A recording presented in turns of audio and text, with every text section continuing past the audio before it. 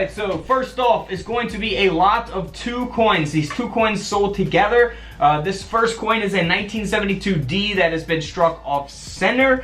Now here is another 1972D that is struck off center, so a change strike. Really cool. Both of these coins here sold together for over $300. Now, of course, you can look for off centers on all kinds of different coins, not just Roosevelt dimes, and some of them will not be as off center as this. Some may only be 5% off center, some could be 90% off center. There's all kinds of different off centers out there. Now, here is a very cool coin, 1972 S mint mark. Now, this is going to be the proof coin. So again, if you're not familiar with proof coins versus business strike coins, definitely watch my proof coin videos here on YouTube. Now, the proof coin has been double struck with the obverse rotation. So the double strike is rotated. So it's graded by NGC at a proof 67. The design of the Roosevelt dime has been double struck. It's rotated. We see the date there at the top of Roosevelt's head and the phrase "In God We Trust" there to the right. That is absolutely amazing. This coin sold for over $2,000.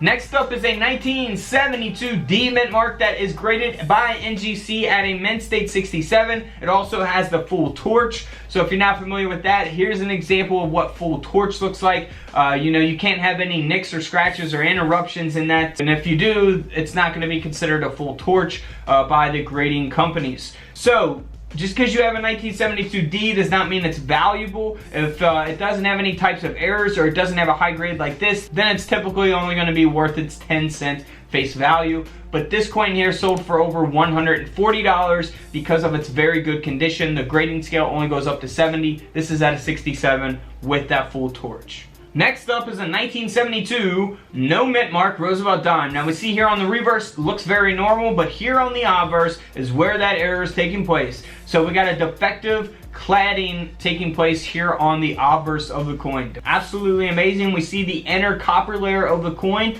because of that clad layer there being cut off, that defective part not being there. And as a result of that mint error, this dime sold for around 18 bucks. Honestly, for 18 bucks, I would add it to my collection all day long.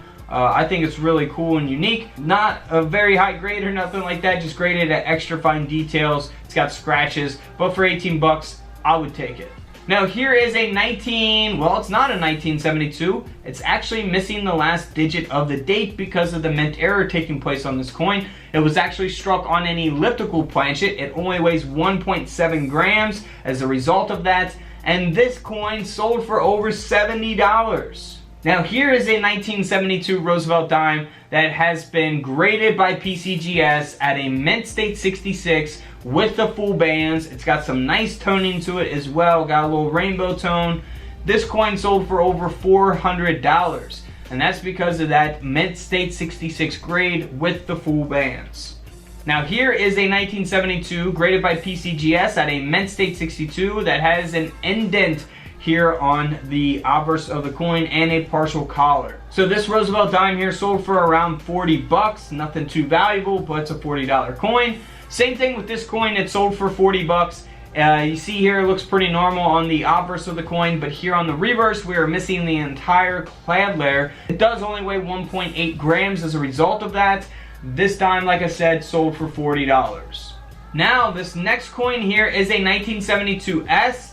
It is also a double strike. This is pretty cool here, a little bit different than the last coin. The double strike is rotated again. It is the proof coin, the S mint mark. This coin sold for over $1,400. So you can see the lettering and Roosevelt's hair there. You see the design of Roosevelt's head there on the obverse of the coin. So always be on the lookout for double strikes on all kinds of different coins. Alright guys, don't forget to subscribe in the middle. Check out the videos to the left of me. And until tomorrow, I will see you on the comment section below. This is Couch Collectibles, and this is where I disappear.